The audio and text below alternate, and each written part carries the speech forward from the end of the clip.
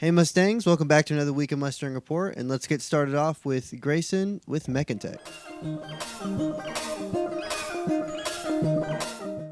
Hello Mustangs and welcome back to Mechantech. Today I'm actually talking about batteries, and yeah, just batteries. So I actually quite like batteries. Batteries are cool.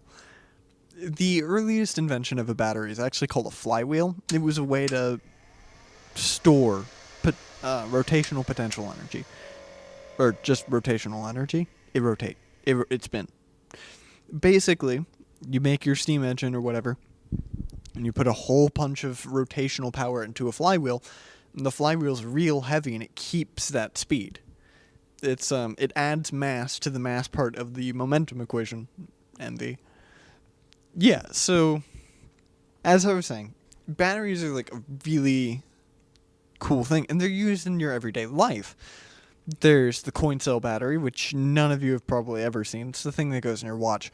Inside, even, like, if you peel apart a AA battery, don't do this. But if you did, I've peeled my fair share of batteries. Don't do that. But if you do, you're gonna find a whole bunch of like tiny coin cell batteries. Do any of you remember hex bugs? It's those kind of batteries. They just kind of stack in there because, see, I do understand this part, but I don't know how to explain it. Basically, I think it was like voltage stacks with your batteries. So like 9-volt batteries just have a bunch of double A's in them pretty much. Or maybe it was quadruple A's in them. They have 6 of a battery type. In other words, basically, all a battery is just a storage container for chemicals. Or rather, it's a storage container for storage containers of chemicals. So batteries are useful. What did I say? They're storage containers of storage containers. They're... Josh, what's the time on that SD card? All right, thank you, Grayson. Now let's go to Info with Linfo.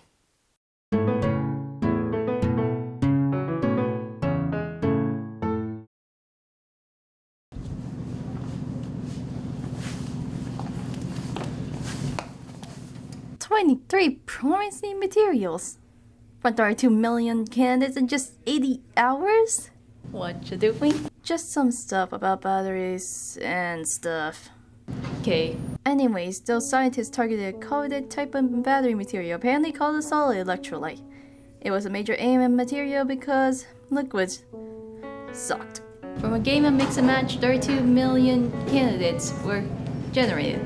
If not for using AI, sorting them would have taken decades. Researchers don't want to waste so much time doing this manually, so they used AI, which oofed the list to fewer than 600k.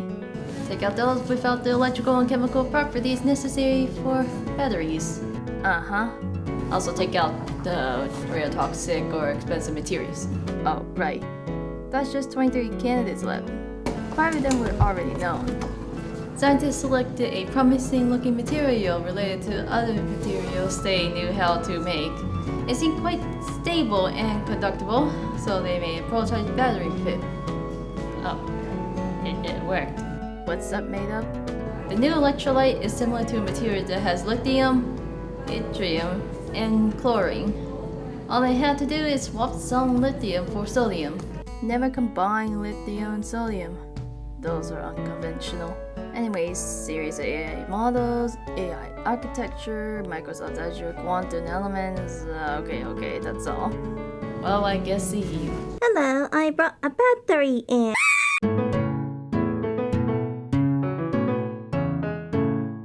Thank you, Lynn. Now let's go to Tucker with some information about the Swingsters tryout. Hey Mustangs, it's Danny Masood. Are you interested in being a swingster for the 2024-2025 year? Well, tryouts are coming up. April 22nd through the 26th are tryouts. There's also a Saturday one on April 27th. There is a mandatory student and parent meeting on March 28th at 6:30 p.m. in the SHS cafeteria. If you're interested, contact Ms. Craig at dcraig@garlandisd.net. Thanks. Now let's go to Dan with the weather. Hey Mustangs, it's Dan here with the weather for this weekend here at Coming Week, and your fun fact about weather. On Saturday, the high will be 59, low of 41. Sunday, the high is going to be 64, low of 45. Monday, the high will be 71, low of 49. Tuesday, the high will be 77, low of 49. Wednesday, the high will be 81, low of 62. On Thursday, the high will be 79, low of 58. And on Friday, the high is going to be 71, low of 50. Now it's time for your fun fact about weather.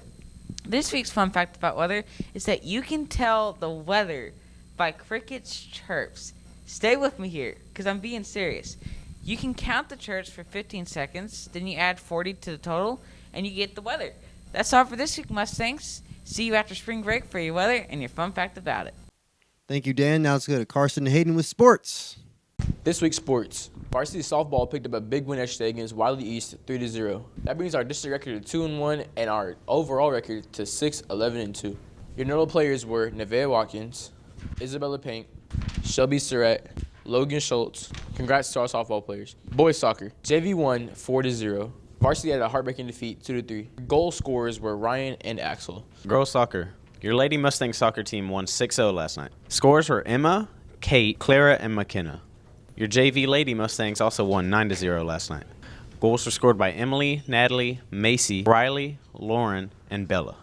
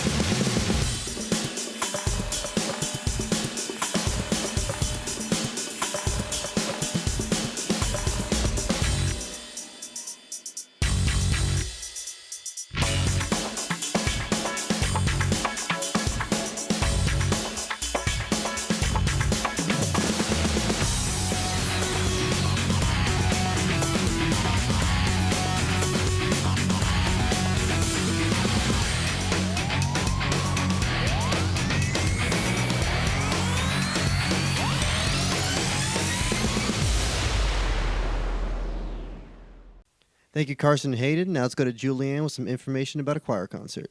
Hi, Mustangs. I'm Julianne, and I'm here with their contemporary pop a cappella group, Spur the Moment.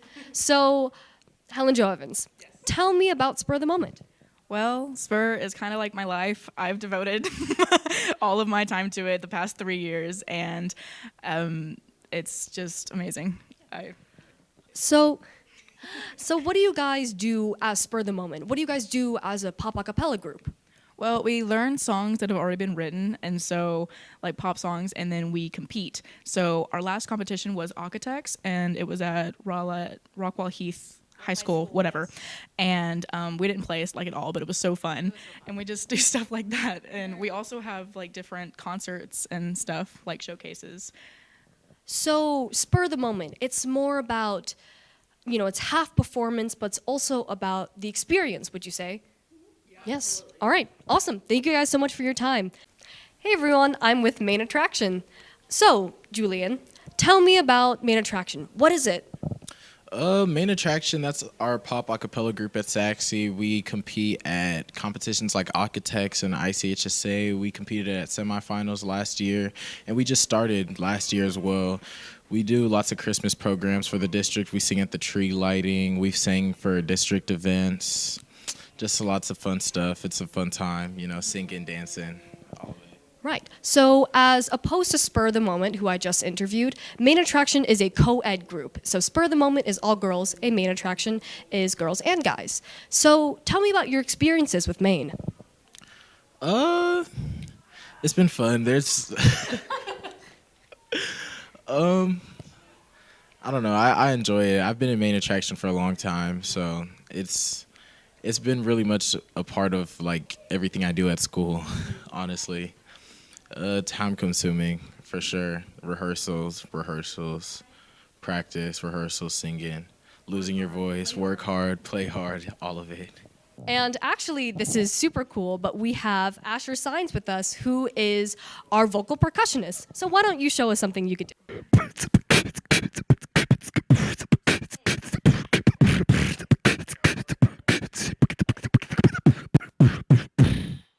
Mustangs, it's Elena, and we're here with Haley Cruz, our senior class president, to ask some questions about class officers.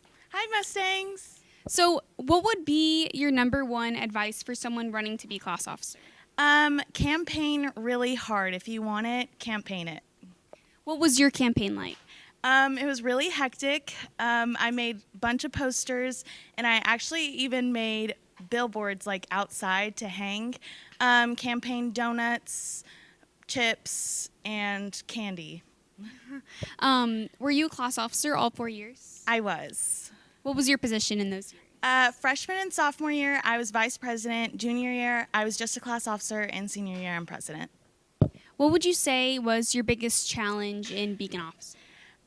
Definitely the competition. What would you say you've learned most from being a class officer?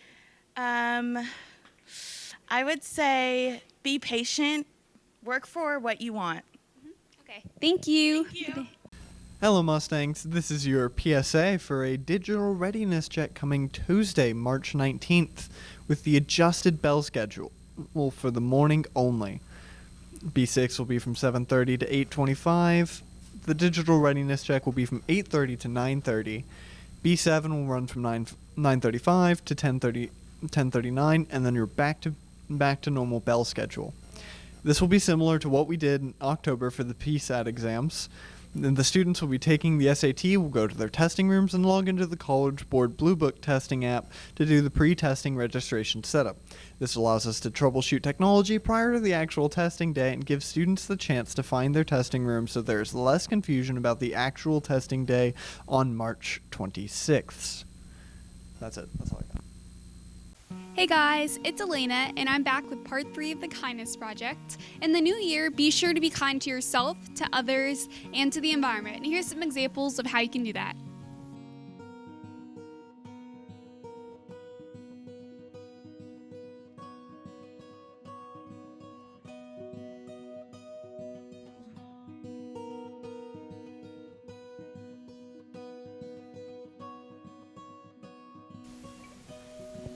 Hey Danny, I really like your sweater. Thank you. This is just one example of how you can show kindness in the new year. Hey guys, it's Elena. And it's Danny. You guys, the second story on women's history, specifically focusing on Ruth Bader Ginsburg. Ruth Bader Ginsburg spent a lifetime flirting in the face of adversity before being appointed a Supreme Court justice. She unified the liberal bloc of the court. Not only that, but she also helped fight gender discrimination.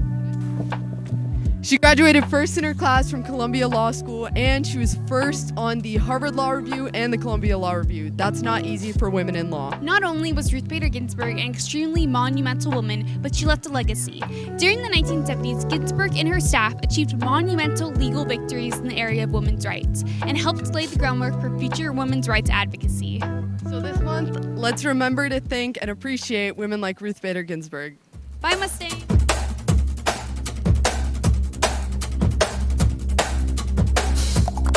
The word of the day is outback. The outback is a term commonly used to describe the interior of a country or region, particularly in Australia.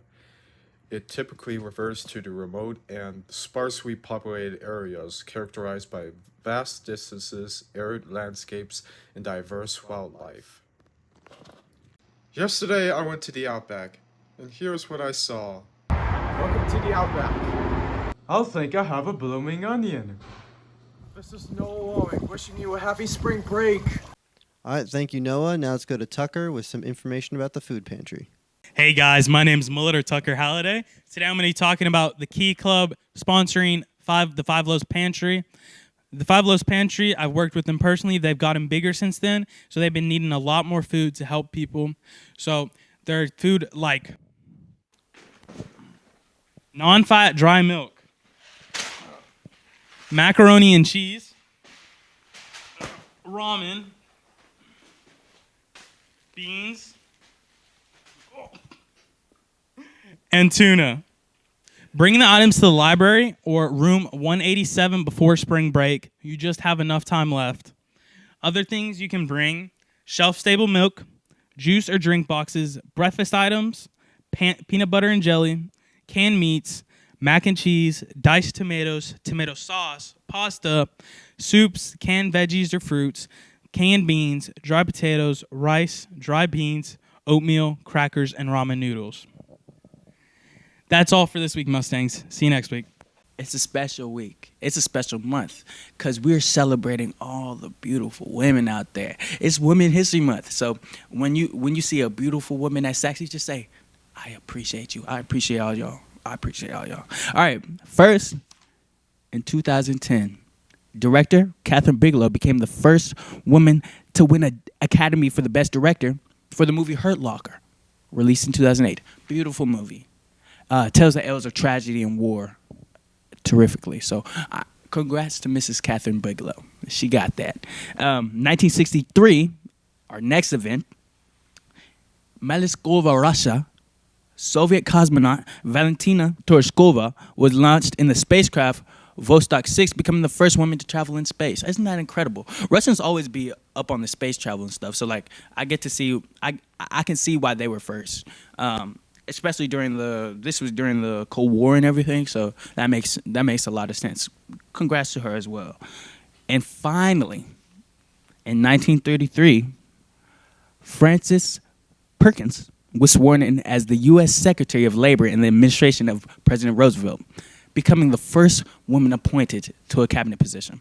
Isn't that incredible? All the way back in 1933. Now we see all the beautiful women in politics and in the cabinet. We have Kamala Harris as vice president right now. We could see all the Congress,